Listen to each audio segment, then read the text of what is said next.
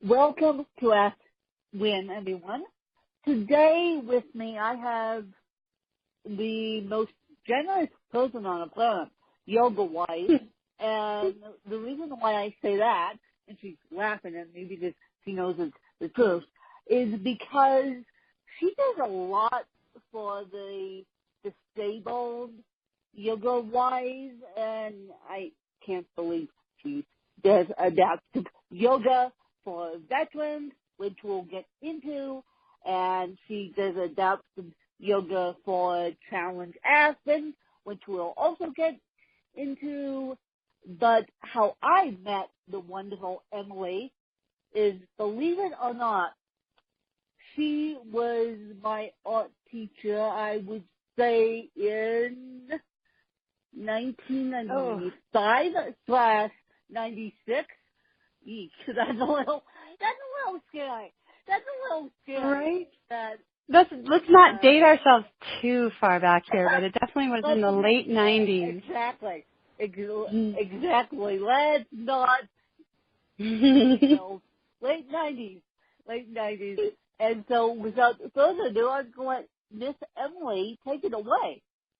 Oh, Lynn, it's so fun to be here with you on your show and to have known you for this long and to watch you grow into this bright, beautiful young woman before me. The art gig was just a sampling for me, just a 1-year go at making use of my fine art degree.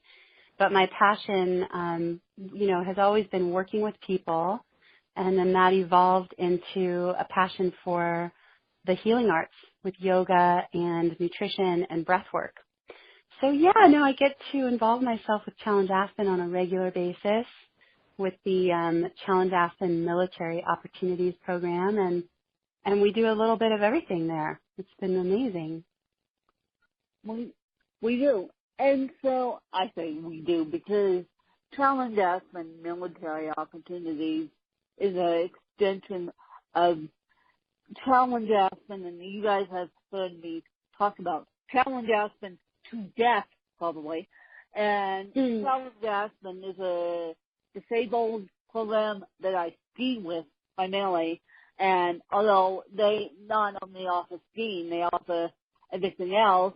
And we're actually one of the top military veterans programs in the country, believe it or not. Mm-hmm. And so having that in the past, how does disabled yoga work?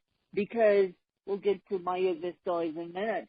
But I had a yoga teacher at one point, and she wasn't necessarily disabled yoga-fied certified. So how does disabled yoga work in the veteran's sense, and then it will go to a cerebral palsy sense? Well, it's a great question because it can be interpreted in a lot of different ways. I know for me, and you and I know each other at this level, for me, things like art and yoga and skiing, as you've experienced at Challenge Aspen, they're all adaptive. And especially with yoga, the premise of yoga is meeting yourself where you are at any given moment with compassion, and then using your edge, whether that's the edge of a muscle you're stretching or the edge of a limiting belief you're trying to break through about your possibilities. The real core tenets of yoga help you move through that with focus and integrity. And so it's really a powerful tool for me to walk into a room of different abilitied veterans. Some have cognitive challenges from the wounds of war. Some are missing limbs and need adjustments for amputations. Others just have a range of different, post-traumatic stress disorder, anxiety, all these different effects from the wounds of war come through on the yoga mat. And so for me, I just take that core principle and think, how can we meet you where you are with compassion and use yoga non-dogmatically to say, let's find an edge you can work with and breathe through it and grow. So for amputees, we make a lot of adjustments so that it's like physical therapy. You know, I look at the body and the architecture of it, and with or without the prosthetics, if they're available, we use the principles of rooting in your body in present time, breathing, growing and expanding your capability from that place, and persevering through challenges together with an open heart. So, you know, yoga is encoded with all these physical tools that help you understand how the body works. And when you apply that to a physical or cognitive challenge, you know, it's also balancing for right and left, front and back, top and bottom. So I think it's more holistic and comprehensive than just physical therapy. And I love the results. We get amazing feedback from people who struggle in normal yoga studios to find that kind of attention and time that it takes to adapt yoga for them. But once they know how, you can, you know, you don't need much. Just need willingness.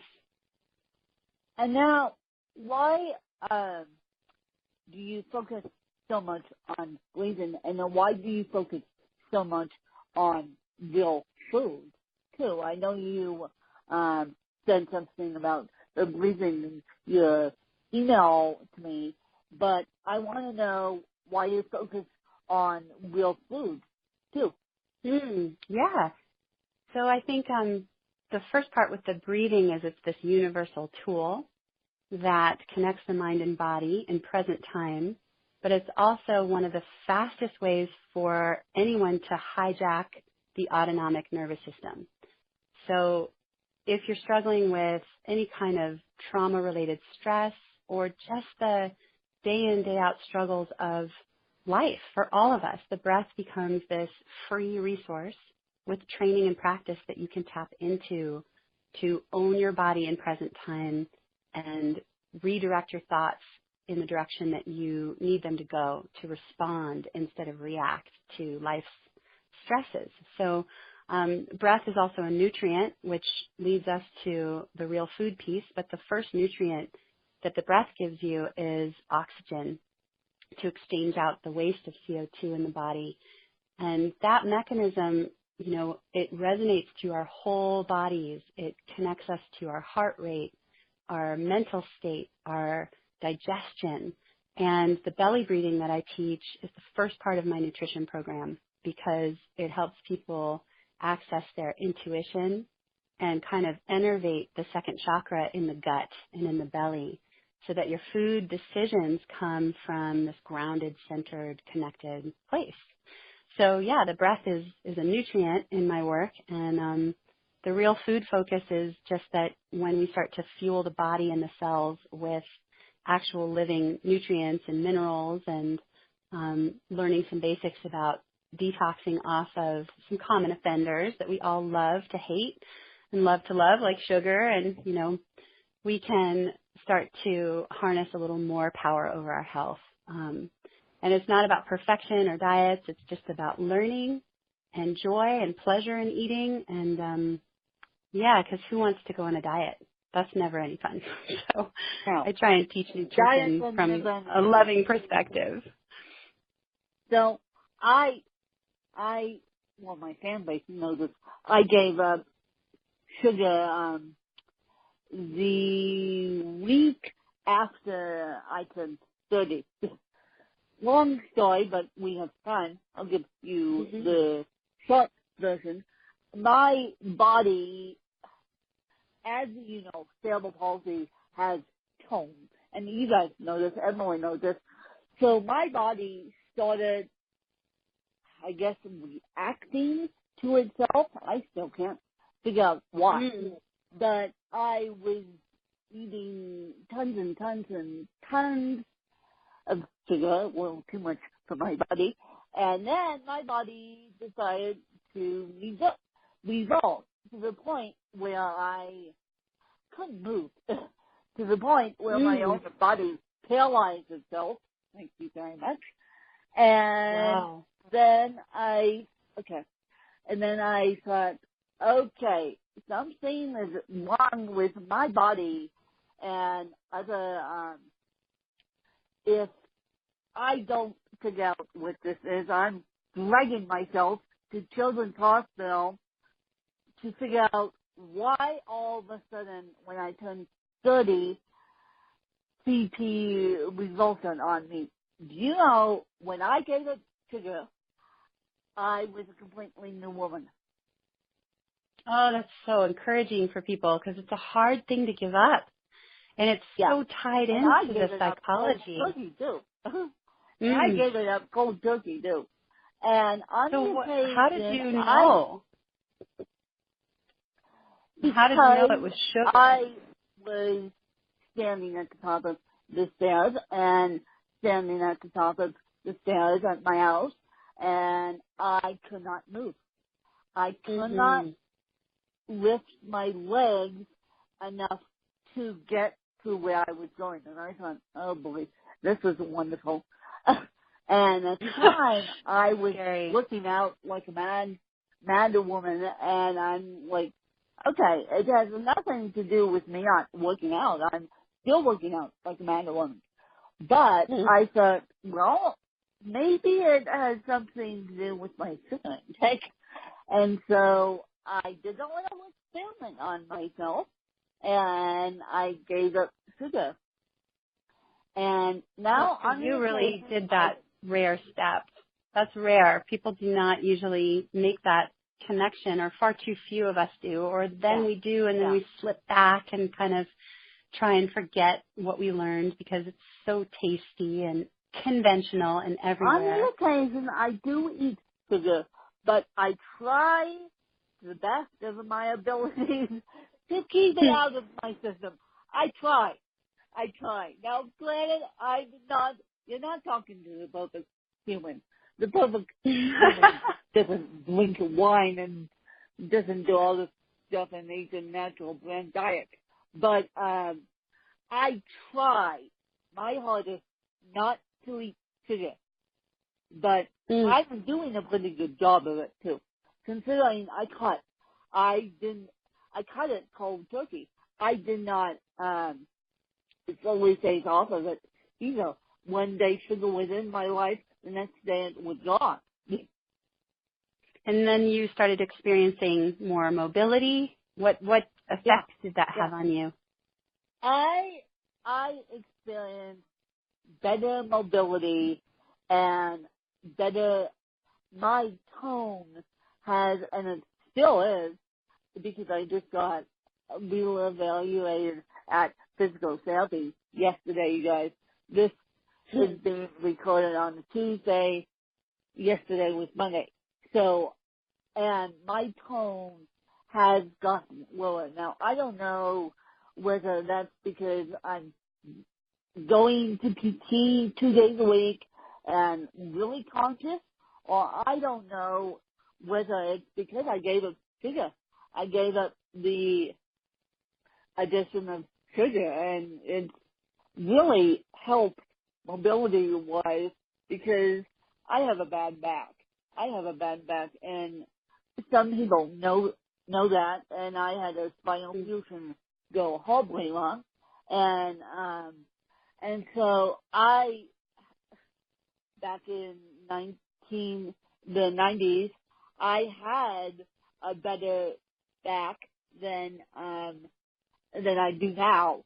So eliminating sugar has seemed to help CP on as a whole, because when you eliminate sugar, it just improves your cardiovascular, it improves your health, it improves everything.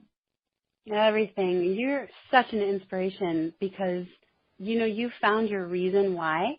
So it was from the inside out.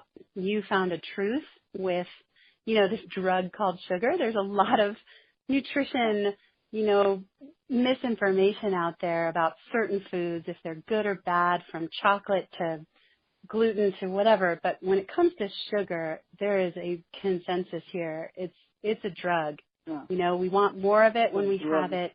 When we cut it out, we go through withdrawal. It's super addictive because of the insulin highs and lows that come with it.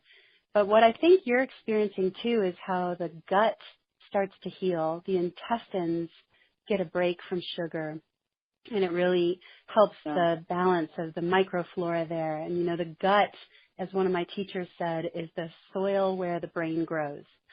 So for our nervous systems and with CP, having a healthy, stable gut microbiome helps your whole body communicate and perfuse and assimilate nutrients. It's like that's the main computer, almost more than the brain. It's this intestine that has 80% of your immune system, that has neurons and neuroreceptors just like the brain.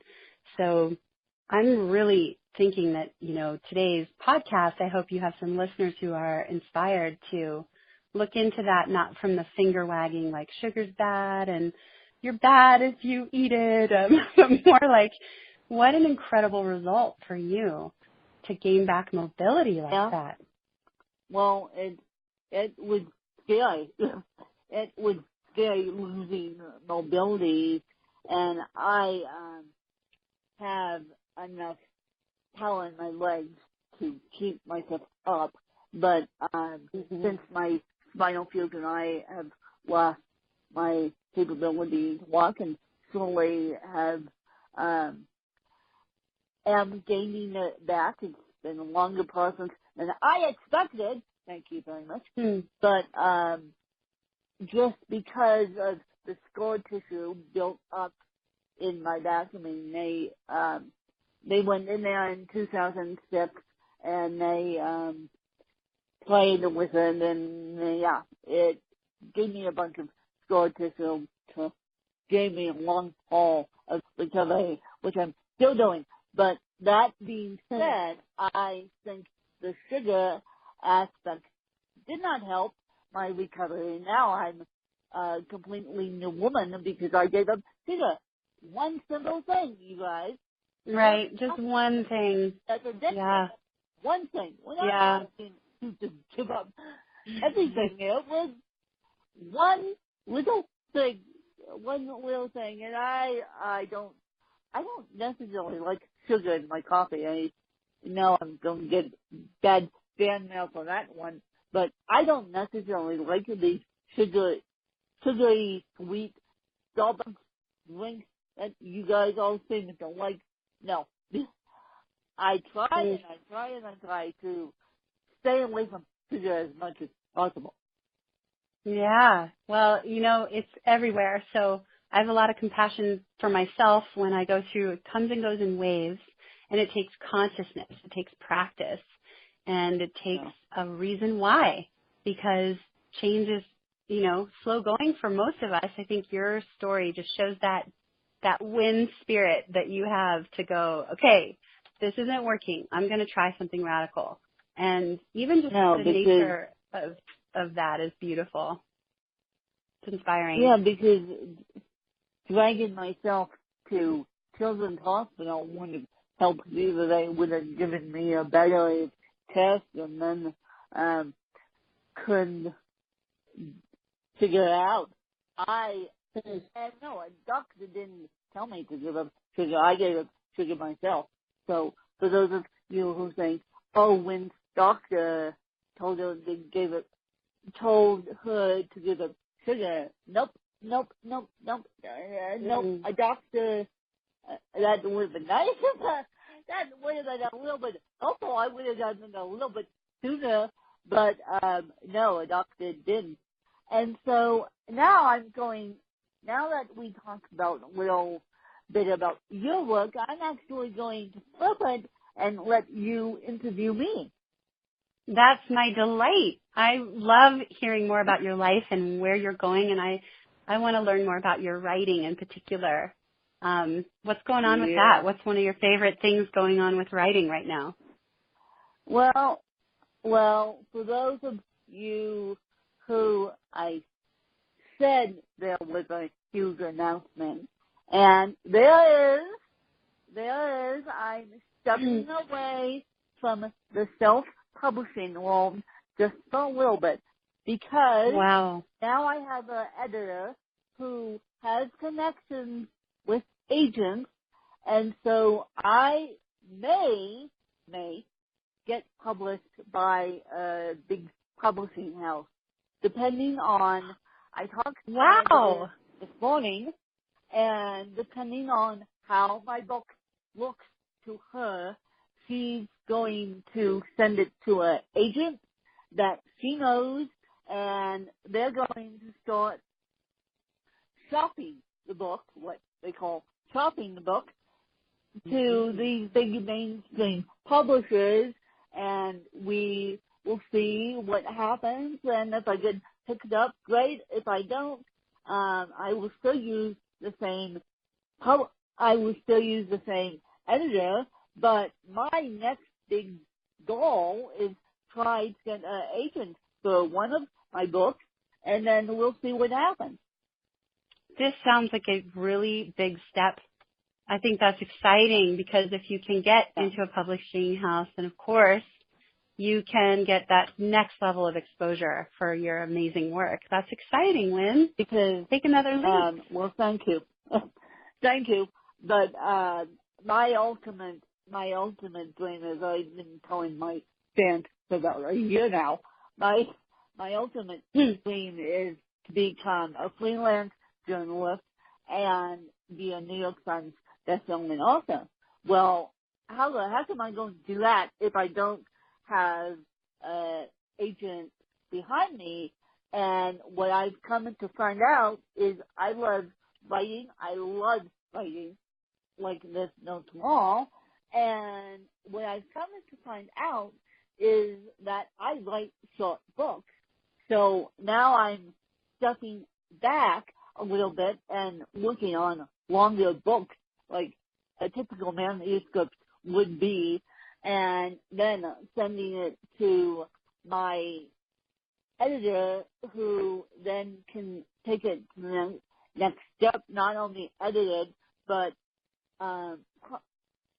send it to an agent and see if they can pick it up. Because she told me yesterday, and she told me on Sunday, actually, and I talked to her today.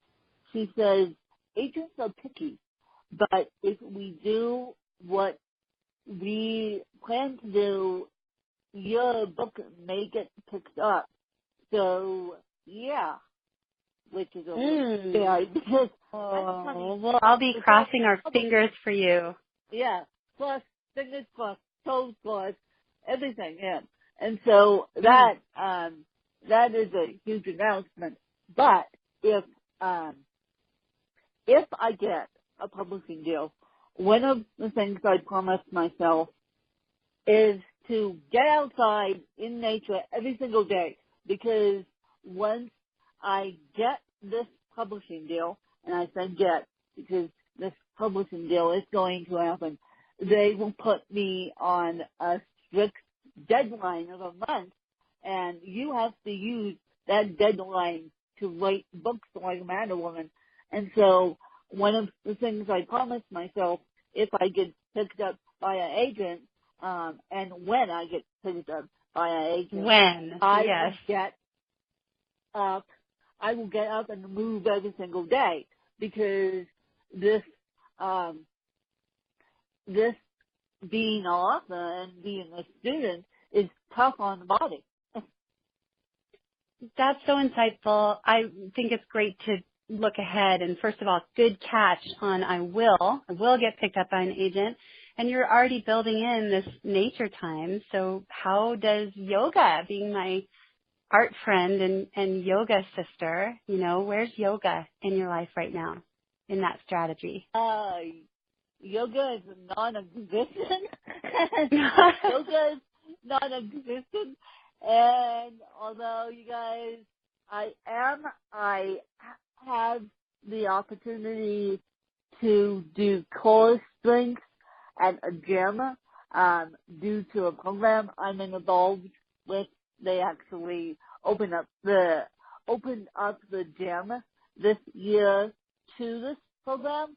So I'm one of the lucky participants that gets to go into the gym and actually do core strength, which starts in the next couple weeks here.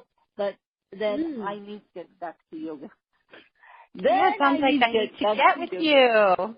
Need to have you come into my studio in Carbondale, and we can do some. Caught with my hands in the cookie jar. Got caught with my hands in the cookie jar by a very good. Oops.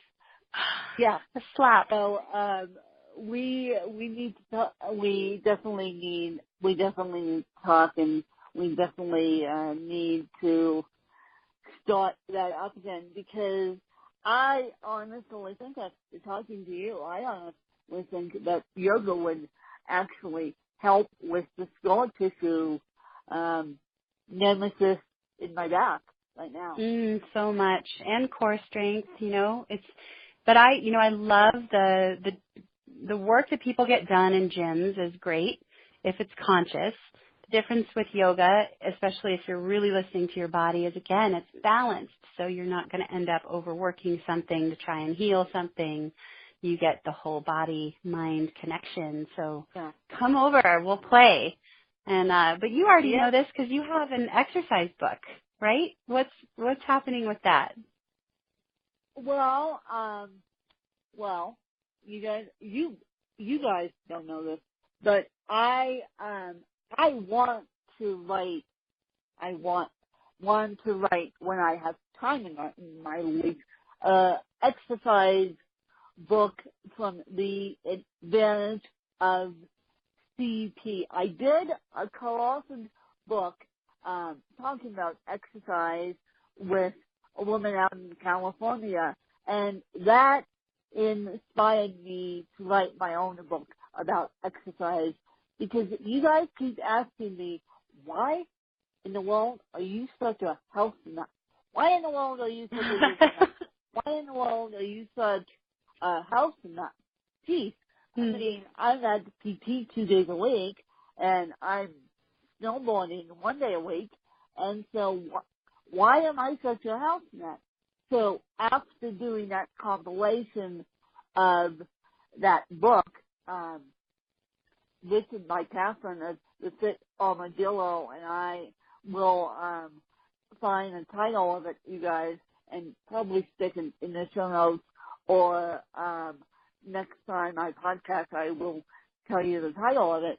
But after contributing a chapter to that book, I thought, why am I not writing a book on being healthy with a disability? I mean, there are a ton of disabled people out there that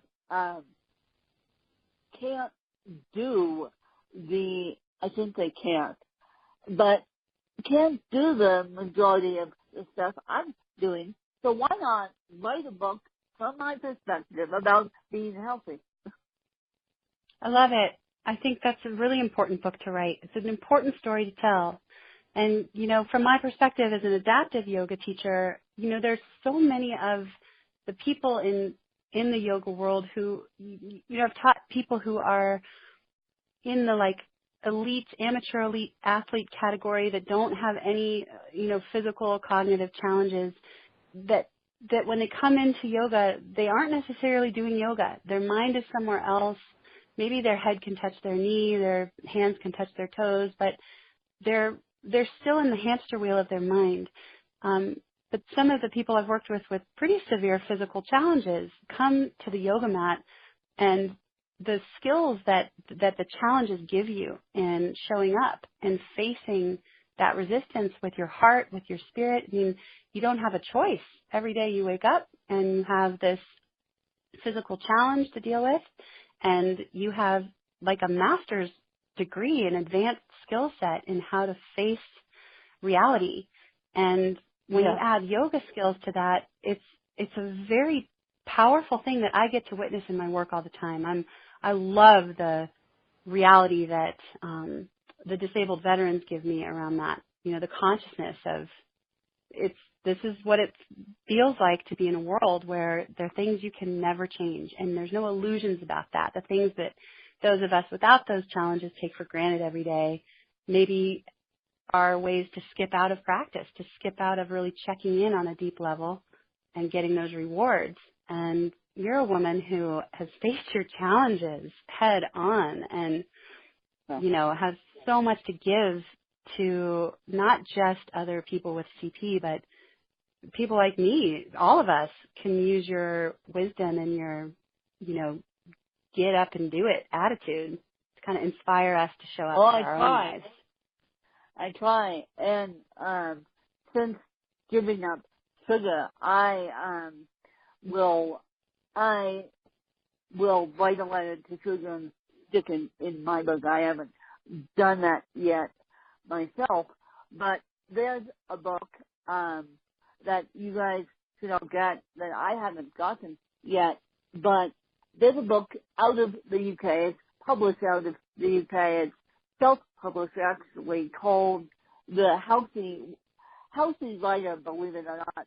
And this is by a person I follow, Joanna Penn, and she is and was talking about all these health problems that writers can get, like bad back and like the weight gain and like the sugar addicts and all this good stuff. So I'm going to plug that book, and you guys should get it, because when you think about it, we all need to move. I mean, I'm on an exercise ball right now, as we call it, this podcast, and I got another one for Christmas. I said to the person who was giving it to me, I said, give me an exercise ball, because I don't need to be trapped in my room with armchair, sitting in an armchair. I mean, I have the expensive office chair sitting out in my office, but I have an exercise ball chair, and that's where I do the majority of my work on my iPad. So I'm working on my core strength, but still, when I get picked up by an agent for my books, one of my number one priorities is to get out every single day.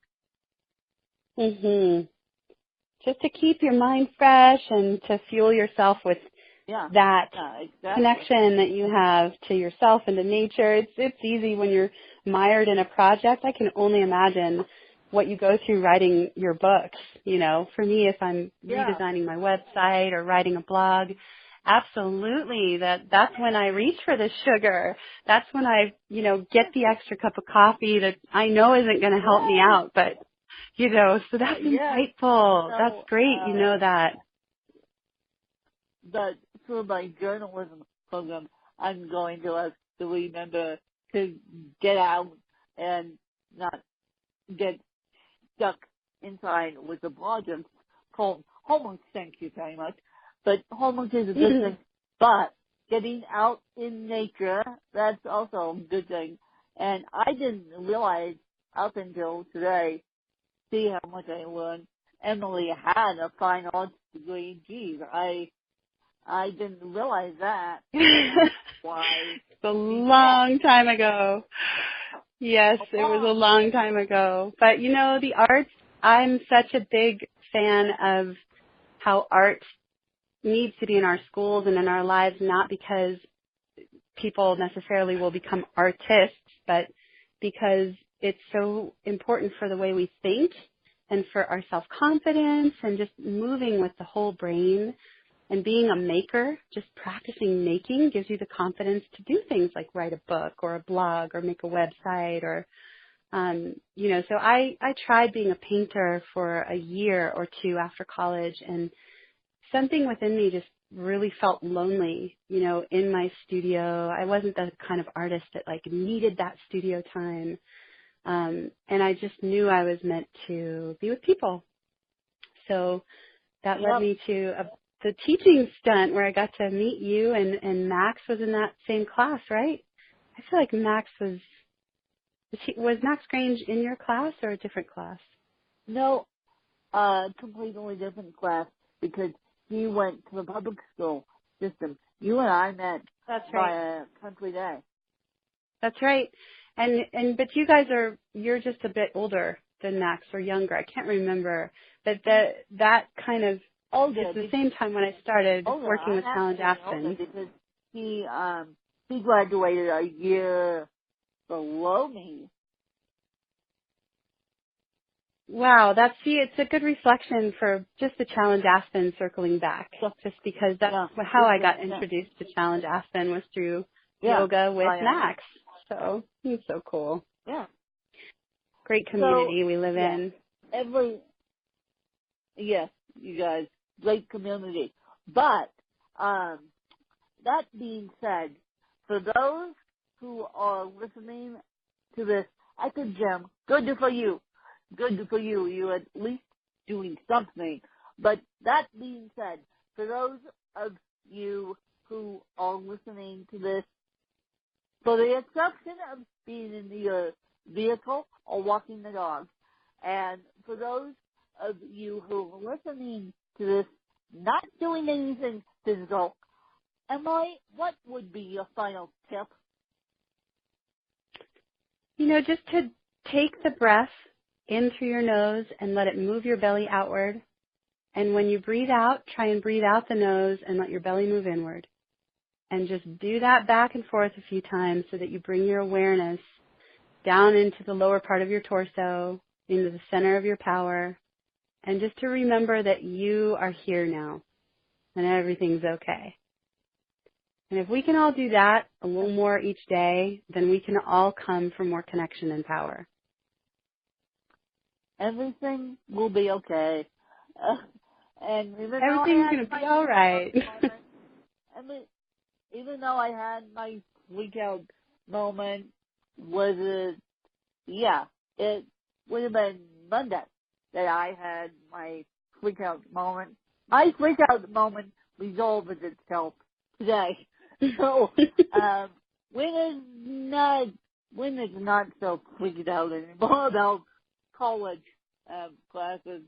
Yeah, I had a little issue going on that was outside my college's career control. It was, I'm working with vocational rehab too, and they took a little bit longer to it than expected, but I got a call today saying we're 99% sure that this is going to work out. And I thought, okay, well, it all works out. Dealing with the disabled, and when you're in a situation where they treat you like a number, really, and they have so many disabilities to deal with, you kind of have to let them do their work and let the state do its work, and then it will all be worked out, and that's the issue got worked out. And as I said, my book may get picked up by an agent. We'll know more about that, you guys, in March. The process of that is starting in March.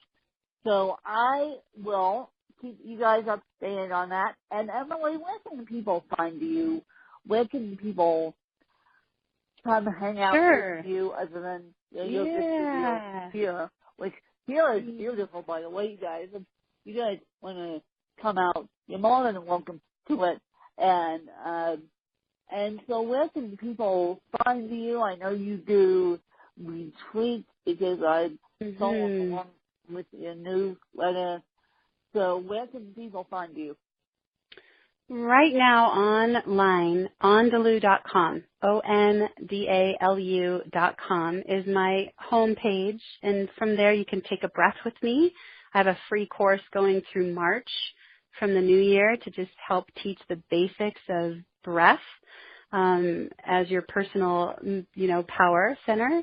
And then I'm with Challenge Aspen Military Opportunities throughout the year, and those are programs that anyone with any kind of physical or cognitive disability can apply through challengeaspen.org and come on an adaptive sports retreat with us. And there you will learn breath as medicine, you'll learn nutrition as personal power, adaptive yoga, and then whatever the sports camp is, whether it's fly fishing or they're doing one on writing, I think they've got this writer's workshop for next June tentatively on the schedule. So we do all kinds of amazing things at Challenge Aspen. I have And I'll look into that one. I have to now look into that one because look you guys into it. It may be for veterans. I'm not sure. It may just be for veterans, but if it's something that they start to offer if it's open to the public, you guys, I will definitely let you guys know. Let me do my research on that because they know me better than you guys. But if it's open to the public, and Challenge Aspen always needs your support. And what will end up happening is more information can be found in the show notes because my assistant does a fabulous job with the show notes. And don't yell at me about getting podcasts up on time because right now we're having technology issues with the podcast. And so I've literally handed the podcast over to her. And so basically what she's doing is I'm recording the episodes, she's uploading them. So, but one of the things she does do is stick Challenge Aspen's information in the show notes. So you guys must go check Challenge Aspen out. If they're not a veteran, they still have phenomenal programs for the non-veteran community too. We were just talking about the veterans because we're one of the top veteran programs in the country. Yeah, it's really, it has become my wheelhouse with them, but I also do work with all kinds of other, participants of programs through Challenge Aspen locally and in those open to the public adaptive sports camps. So, check us out at challengeaspen.org. The show notes I'll help you with in any way you need to help make my resources available. And then locally, I have a little studio in Carbondale where the Win Charles will be Sunday soon, hopefully, doing some yoga with me here. Yes. So. Yes. Someday soon I have to get down there and see you. Someday soon I have to get down there and see you. Maybe once after I finish this huge book project, maybe that will be a treat myself to go down and hang out for an hour because look, I gotta practice what I preach. The book, The Healthy Writer, is not going to help me if I don't do what it says in it. And so now I gotta practice what I preach. But I had a wonderful conversation with UM, and I hope that we get together soon. And you guys just follow Emily, guys, and go stand up, go for a walk, go do something as you listen to this podcast. For the exception of walking a dog or driving, everyone needs to move, and I hope you guys enjoyed a fabulous episode talking about movement and talking about my history a little bit. And I will certainly keep you guys updated on the book and keep you guys updated on my movement journey, which I kind of got caught today by the yoga expert on the other hand, but that's okay. We need to now get back at it and try to get back at it. And so I will catch you guys later, and you can always leave me feedback, and I'll get it to Emily, or I can give you guys her email address, and ondelu.com is her website, and I hope you guys enjoy another fabulous episode. Thanks, you guys. Thank you, Lynn.